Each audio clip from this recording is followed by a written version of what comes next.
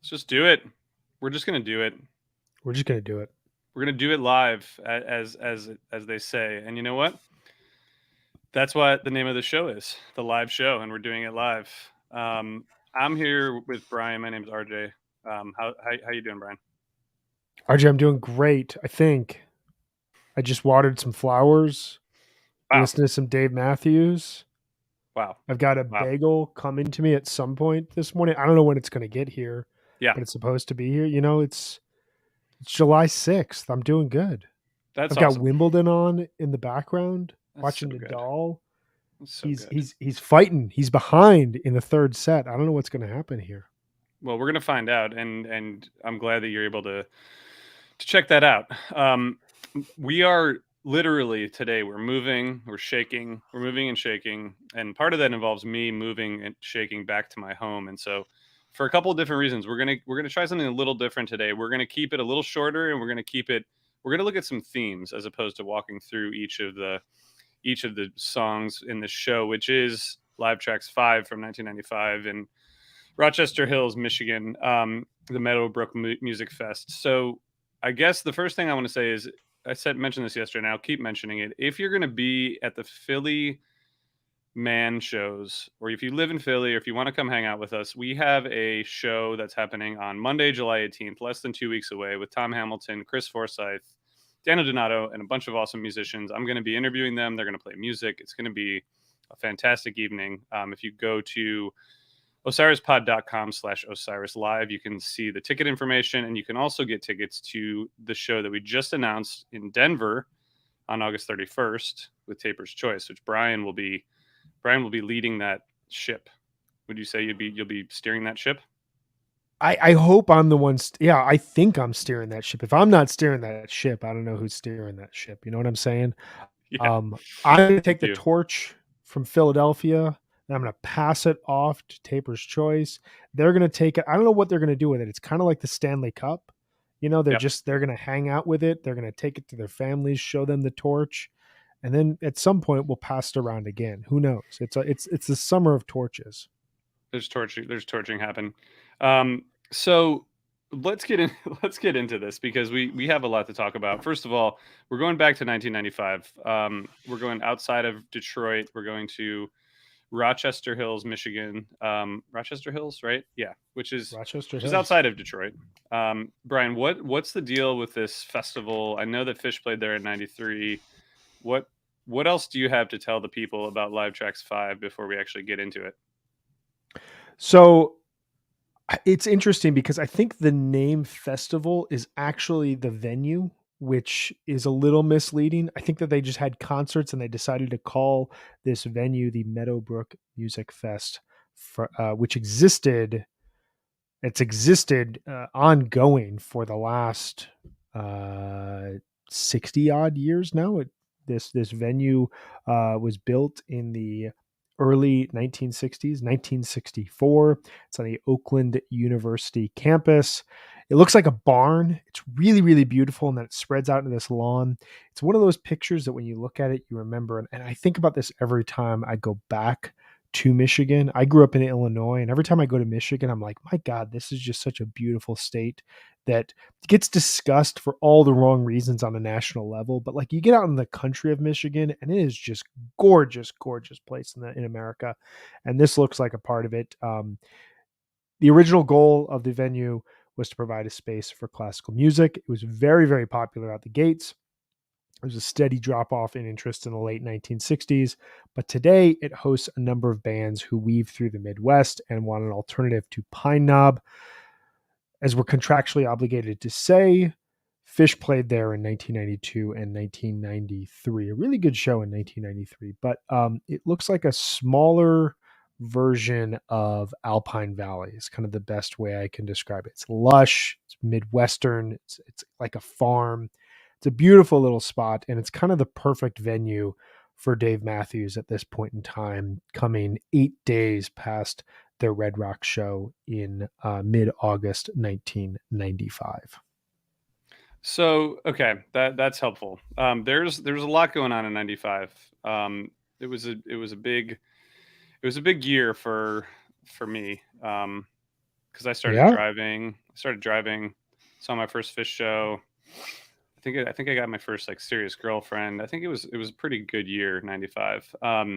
But there was other stuff going on out in the world, which maybe we don't need to get into. But just so you guys know, Brian found out that at this time the number one song in America was "Kiss from a Rose" by Seal, which you can still hear today if you go to your local drugstore because it'll probably be playing. So if you miss that song, you don't have to go far to listen to it. Um, so Brian, let's talk about this show. First of all, this show is a lot of similar tracks from the show we talked about yesterday, Live Tracks 4, Mhm. but some different ones as well. And there was a guest, which is going to lead into one of our discussions, um, David Ryan Harris, who before this show I had never heard of in my life, no idea who he is, and he plays a pretty big role in this Live Tracks release. Yeah, he's all over this Live Tracks release. We'll talk about it as we get into the middle part here, but he's a guitarist. He plays some slide guitar. He plays some blues guitar. He hangs out for 6 songs of the overall show, and really kind of makes his presence known in a way that kind of contrasts the work of Tim Reynolds, but adds, an aspect to Dave Matthews Band's sound that I think like accentuates and like it takes the base level songs that they've written and really like adds a ton of color to it. I was really into his performance throughout here, but I was the same with you. I had not heard of him, and he kind of reminded me of like there's a lot of artists in the Dave Matthews Band universe that the band does a really good job of like pushing forward and showcasing and bringing on stage that I don't think ever reached the level of Dave Matthews Band in terms of fame or in terms of notoriety. But I think it's a really respectable thing that the band has done. They've kept openers going for a long time. I don't know if they still do it, but when I was seeing them in the early 2000s, there was an opener at every single show,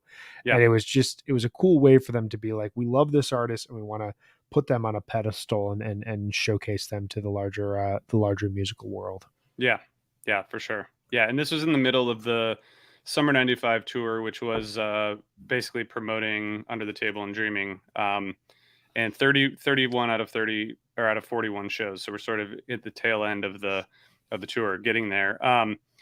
So Brian, how do you want to get into some of these themes? Because I know I, that you had some thoughts getting into like how this show affected you. So I think what we were going to do, we wanted to essentially focus on 4 main themes of kind of, we've each brought two themes to the table that I think can help us inform the larger show. I do want to bring one thing up really quickly before we jump into the themes. And that is, we were talking about this a bit yesterday, with regards to the Crash release party and how big of a show that was. At this point in time in 1995, Dave Matthews Band is only 4 years into their career, which is insane to me. 4 years into Fish's Yeah, career is 1987, and like their biggest gig at that point in time is Nectar's. By 1995, Fish is almost 15 years into their career. It's just so crazy to me to think that this band was able to play a concert like this that has some experimentation. They're changing up the set list on a nightly basis, but to your point, they're still pushing a album that came out a year prior that was a pretty modest but significant success, and then an album that's about to come out 8 months later that's going to be the biggest album of their overall career. I guess just quickly, like, what are your thoughts on like the trajectory of this band's rise, and like, do you think it was a positive? Do you think it was a challenge for them? Because the conversation we're gonna have tomorrow is about a show that happened 11 years later that kind of is the after effects of all of this.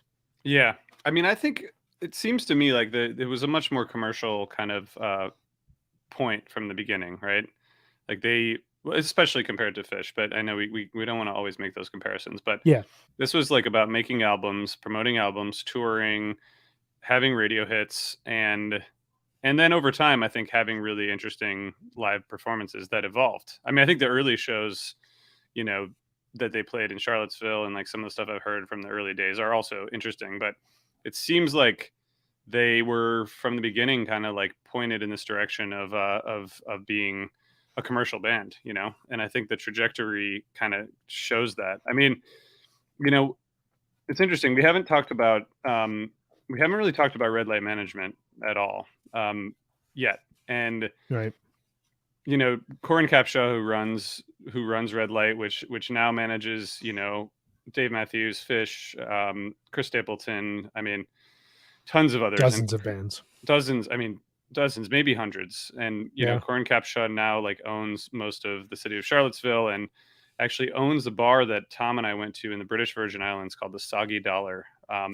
So anyway, he's everywhere, but he got his start as a manager in the early '90s, and he was the owner of a bar in Charlottesville called. Do you know? Was it Trax? Trax. Yeah, That's it. Yeah. and he gave Dave Matthews their first weekly gig, and then began managing them. So he's, you know, a very well respected music manager, and clearly has been there from the beginning, and still manages Dave Matthews. So you know, I think they were really pushing to to take these guys, you know, as far and as high as they could. So that to me is what sticks out in terms of the trajectory. And I do think. Well, I want to say sorry. I want to go back to Robbie Lewis's comment here. The newest live tracks, which is Live Track 60, which we someday will talk about, was from 1995 also, and also features David Ryan Harris. And Tyler brings the stats. David Ryan Harris has been on 46 songs at 22 shows. So thank you guys for that Wow. for that intel. So yeah, I mean, I just think from the beginning they were pushing this as a let's make a successful band. You know, I think it but I see can't. it. I think also to your point, like Dave was writing songs that were very appealing on a mass level, and that was something. Just to use the comparison, like of Fish, like their catchiest songs at this era are "If I Could," "Fast Enough for You."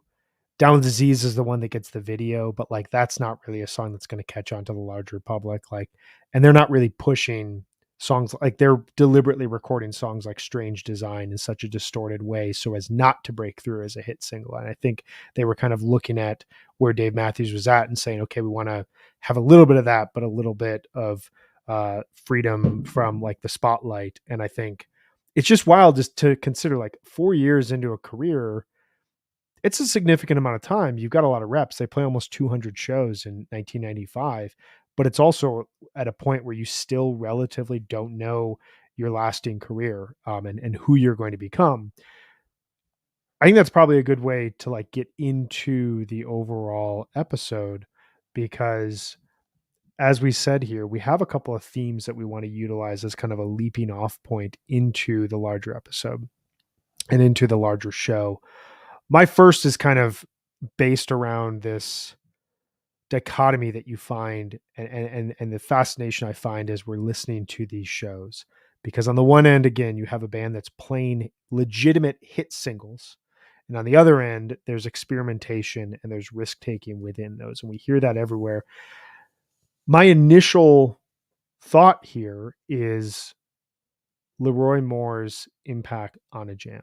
And I hear it in every single show that we talk about, either his presence or his lack of presence. And I think one thing that separates yesterday's show that we talked about, 4:30:96, with today's 8:23:95, for me, is hearing him wail and hearing him have a real big impact on an overall performance. And I thought initially from like One Sweet World, right from the jump, the third track in the overall show, you've got this extended intro, you've got him coming in just like a really gorgeous way through the refrain of the song. And he just impacts this over and over again for me in ways that like just kind of blew me away. What are your thoughts in terms of the impact that Leroy Moore has on the overall sound of the band and the decisions they make? Yeah, I mean, I think there's it can't be underestimated. I mean, I always go back to it. Just reminds me of like a live Springsteen show, you know, just Mm. because the sax is a huge part of Bruce's sound, and I love Springsteen, and we're going to talk about him someday on this show. So I think it really like adds a lot of color, and it's sort of related to to your other theme that I think we should talk about, and it relates to David, guesting on this show. But yeah, I mean, it's interesting because it doesn't really like make it. You think a saxophone, like what Clarence Clemens did was he like amped up the rock and roll of the E Street Band. Leroy Moore makes it like more of like a sexy saxophone like lounge jam. You know what I mean? They serve Yeah. totally different purposes, but the way it can be extended and pushed in slightly different directions with that sound. Without it, I don't know what the band would sound like. It's just such a integral part of the sound. Yeah, it almost takes a band that exists in, at least to my ears, like Americana folk, and moves it into an urban area. And I think you're right. There's like an 80s jazz element, especially at this era, to what Leroy Moore is doing. But like I think back to the first live tracks that we talked about, the 12/8/98 version, where like by that point in time, and Concert Vids has a really great point here, inspired by Branford Marsalis playing on Sting's Nothing Like the Sun. There's like there's a jazzier element and there's a more experimentation element to him within just 3 years period in time. And you think about the way that Crush and the way that the Before These Crowded Streets album changes the overall sound of the band. Just listening to this record, One Sweet World, Jimmy Thing, like those two examples specifically, like hit me really hard in terms of what he does to the overall band. And it's a good question you ask. Like I don't know. I mean, we now deal with it. The band has existed, I think, for longer, at least close to longer without Leroy than with him. Um, Obviously, they've had replacements in the horn section that we'll get into as we get into later era episodes and later era shows. But you have this it, what he brings to the table. I think was slightly overlooked in the time, and I think looking back, you really wonder what impact this band would have had if they didn't have him, because it adds such a unique element to their overall sound. Yeah, I think yeah, I agree. And I think it sort of like you just take it for granted that this is just part of the sound. Right.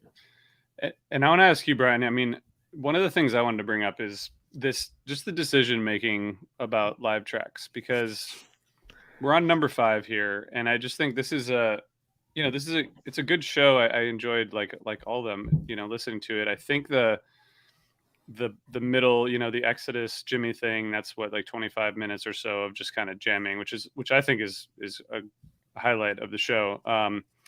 But I wonder what the decision making is at this point. When you're thinking about releasing these live shows, they have hundred thousands of shows, right? There's a lot of guests on these live releases, which we talked about last week. But why do you think this particular show was added? Is it because it was like, the under the table and dreaming tour and sort of solid show with some guest appearance that kind of ups the game? Or why this show, do you think? And because I'm like seeing these kind of jumping all over, just in terms of time frame, which is fine. But I wonder what makes this show particularly special or worthy. Yeah, it's an interesting question. I don't know the answer to this that I'm going to pose, but I'd love to hear if someone in the comments has thoughts about this. Um, I don't know if the band is making these decisions or if management is making these decisions or if these are voted on in any sort of way.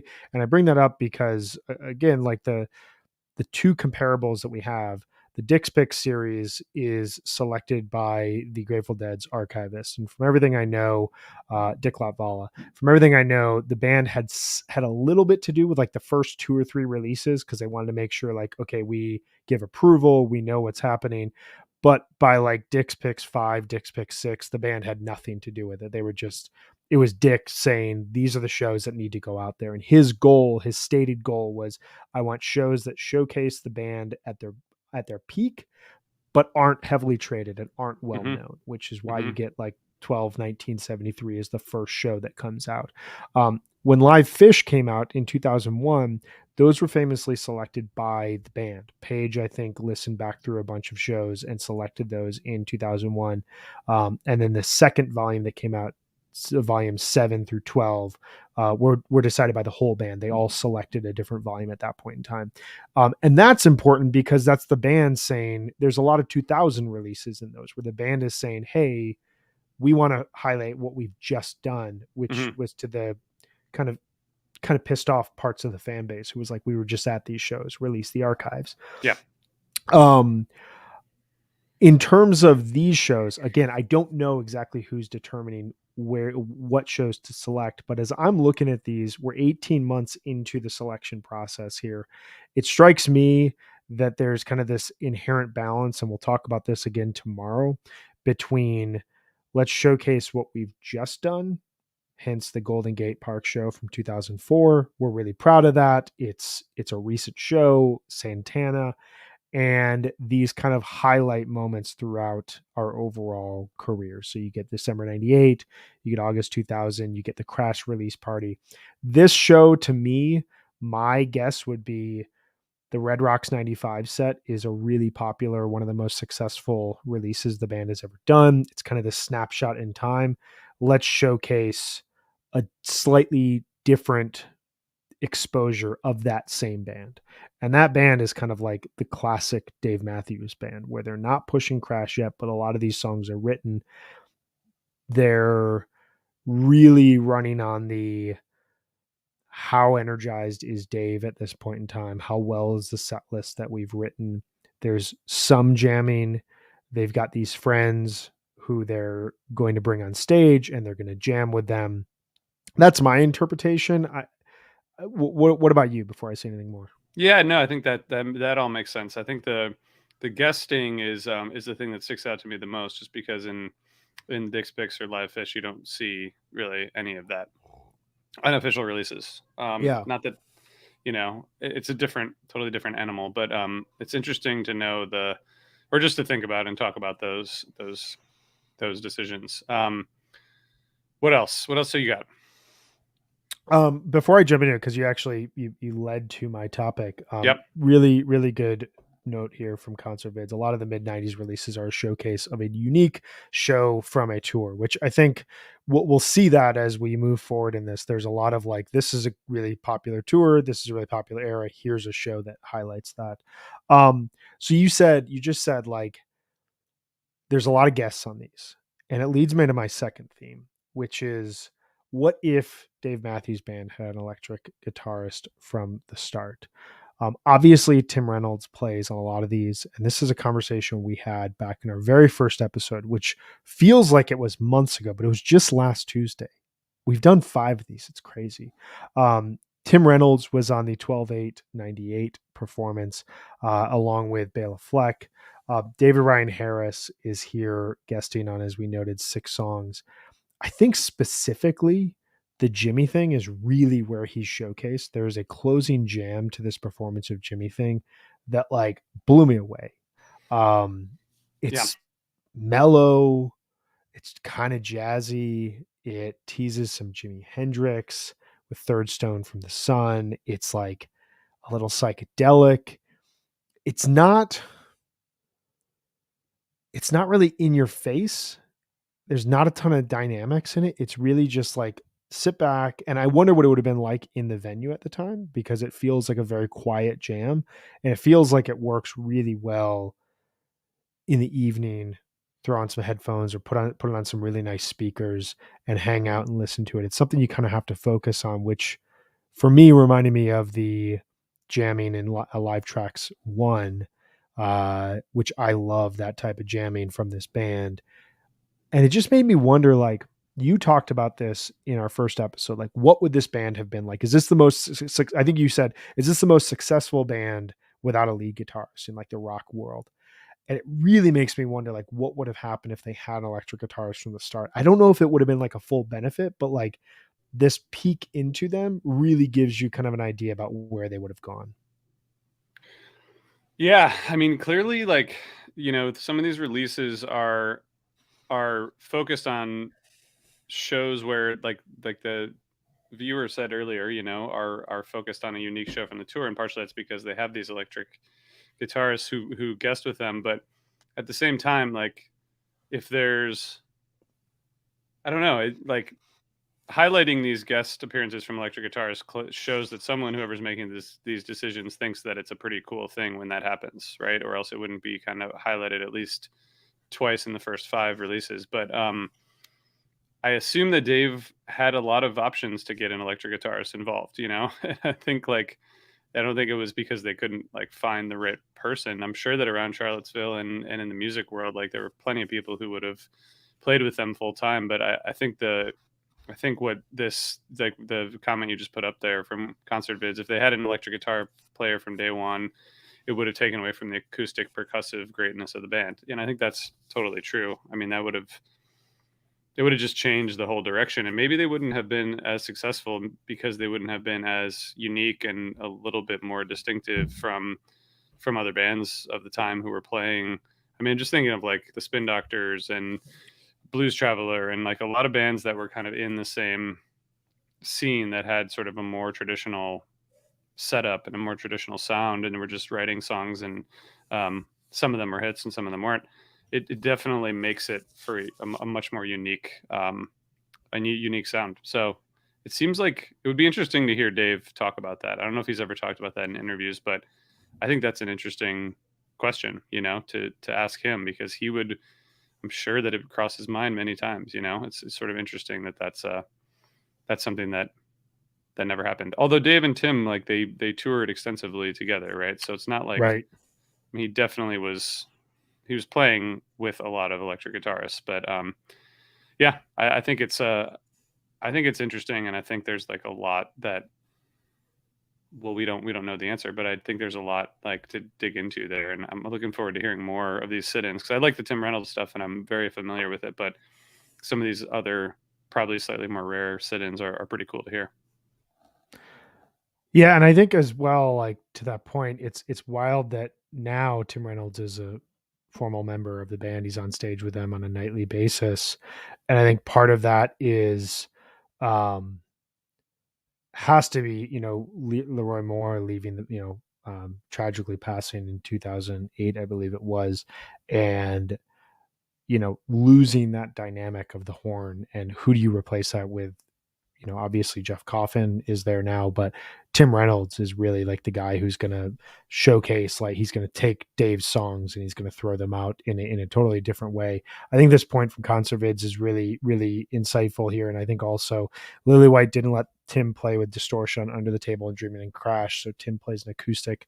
Tim in 95 was turned down a lot to let the band play. That seems like a very like concerted marketing driven point of this band, as successful as they are, let's not Yeah, make them like everybody else by having a lead guitarist, which again, I'm not complaining. It's just kind of like an interesting question based off of this release. But yeah. you had a lingering theme about kind of the covers that we find throughout these releases. What tell me your thoughts. Well, this is going to segue into our awards, because I was shocked at your bathroom at your bathroom break. But I just think we talked yesterday about All Along the Watchtower, which also appears here. That's a real staple, obviously, of the repertoire. But I think that Exodus is the only other cover on this show, right? 16 songs, and there's two covers. I was looking at the show flow. I think there's like, All Along the Watchtower gets a little bit of a dip, and I'm surprised that in the show flow the two dips are Pay for What You Get, which actually I think that song is great and it's Me so too. nice to hear in this show. And one of the other big dips is Exodus, and I thought the jam, I think it was like a well placed cover and a pretty cool portion of the show between that and the Jimmy thing, which again is like almost 25-30 minutes worth of music. um I don't know, I feel like they do a good job of using covers and using them like pretty sparingly for the most part. But I take it you didn't love the Exodus. I just have a hard time with white hippie jam bands playing Bob Marley covers. Uh-huh. I don't know. It feels like I'm walking into a college dorm room again. And I got that image of Bob Marley with the joint in his hand. And I'm like, I know exactly where I'm at. We're about to play some dubstep. We're about to hang out. Someone's gonna pull out the roar bong. We're gonna hang out for like 30 minutes. And the whole time I'm gonna be checking my watch, being like, all right, when can I just go back and listen to some Fish in my dorm room by myself? And that's me. This is me. So, Yeah. I hear Exodus coming. I'm going to be hanging out for the start of it. And we got some comments here. I don't mean any shade at anyone here. This is my opinion. Exodus has only been played 23 times ever. Shout out to listener Tyler Broadbeck. Last played 10/2/2007 with Steven and Ziggy Marley guesting, which that is really cool. That's pretty cool that Cool. they were able to get them on stage. That's pretty cool. For me, I just know what I'm getting out of this. It's gonna remind me of not just college dorm rooms, but like college bar bands that are like, hey, we can play some reggae, but can you? Can you? You can play reggae better when you got Carter Beauford on the drums. I figure I'm 9, 10 songs into the show right now. I go grab a drink, go use the bathroom. I come back and I'm in time to sit comfortably with a full beverage. Hopefully, it's a venue that provides a tall boy of sparkling water because not enough venues provide that. And someone who doesn't consume alcohol, especially at concerts, that's a huge that's something you all need. So I come back with a full beverage and I hang out for a nearly 15-minute Jimmy thing that's going to blow my mind.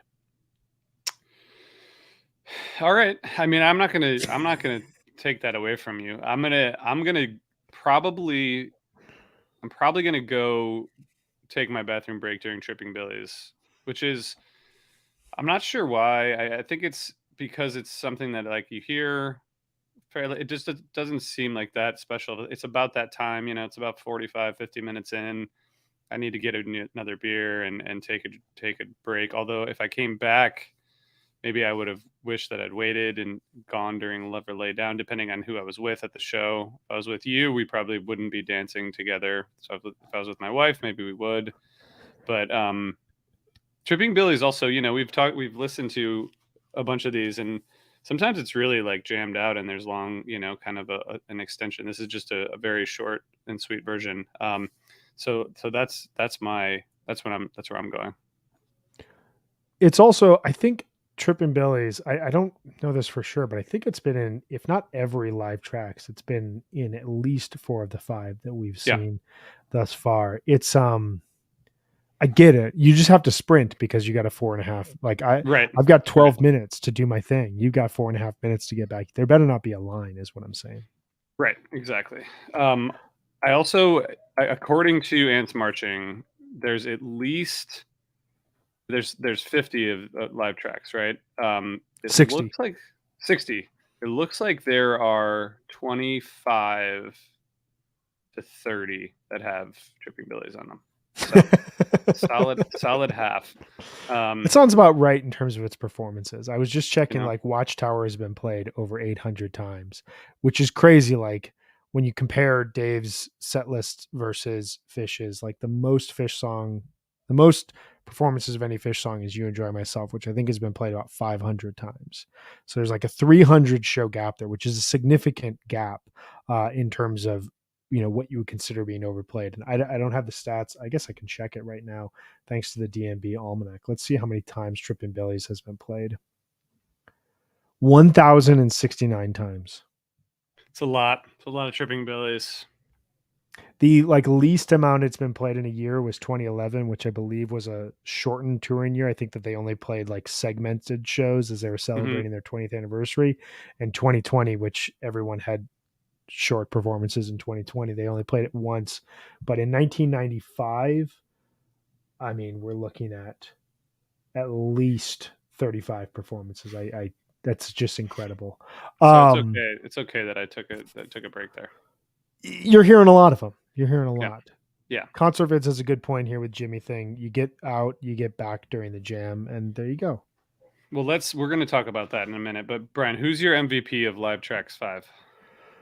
It's Carter. I know I talked a lot about Leroy, but like there's something about Carter Beauford's drumming that just makes a song pop in a way that like it would just be a dude with an acoustic guitar playing funky chords, singing really personal lyrics, but then you add Carter behind it, like this studio session perfection drummer.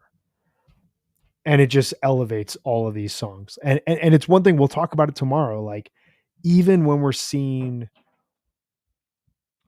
lower tier debuts, newer songs aren't fully connecting with the fan base. Like you listen to Carter and you're just like, I don't really care. And he adds so many fills, so much color to these songs. And this era, he's really, really coming into his own from a band standpoint. What about you? Who is your MVP? I think I was just, I guess I was thinking about Leroy a lot while I was listening to this, partially because I was like, we have this document and you brought that up. And so I think just some of the color and some of the texture that he adds to some of these jams is just really just outstanding. So I'm giving it to the sax I don't player. think you can go wrong there. I don't think you can go wrong there. What about the jam of the show? Because this is we had a point of agreement here. We did, and so we're hanging out during the jam of the show. We're both refreshed. We're both hydrated. We're in a good spot. We may not be hydrated. Who knows? Someone came back. The guy next to us is passing a joint that's been going since the start of Exodus, and so we're chilling. We're hanging here, and we're both stoked on this extended take on Jimmy thing. Tell me your thoughts on this Jimmy thing. Yeah, I mean, I do think that the guest sit in is really like brings it to a different level, and it isn't like a raging rock jam, of course, but I think there's like a lot of great, um, it's just a lot of great guitar playing that I think adds a lot to the jam, and this I'm just a real sucker for this song. Like I feel like it's always when it comes on, which is like almost every show, it's never a bad thing. There's a little third stone from the sun, as you mentioned earlier, which is always fun to hear. There was like a lot of there's a lot of good jamming in there. I really enjoyed it.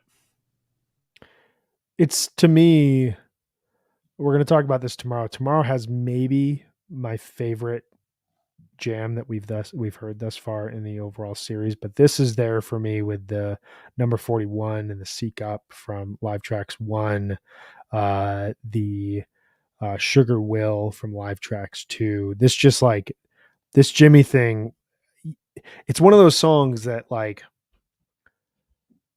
you hear one and you kind of think you've heard them all. You know that they're going to take it down tempo. It's going to be kind of elongated. It's going to have this like weird cross between of like smooth jazz and folk rock kind of jam into it, and it's going to have like a little bit of funk to it. And this version kind of blew my head off in terms of like how they approach this jam. And perhaps that is from a guest sit-in standpoint from David Ryan Harris. Perhaps it's just like where the band was feeling and they were vibing at this point in time. But Yeah. I loved this jam. Speaking of guests, Brian, tomorrow we're gonna have our first guest We join, are. and we've been corresponding, and we'll introduce him tomorrow. But he has some deep knowledge and experience, and he's going to bring a lot to this. And I think this release that we're talking about on Thursday tomorrow will be pretty. It's going to be a pretty big discussion, right? This is an important volume.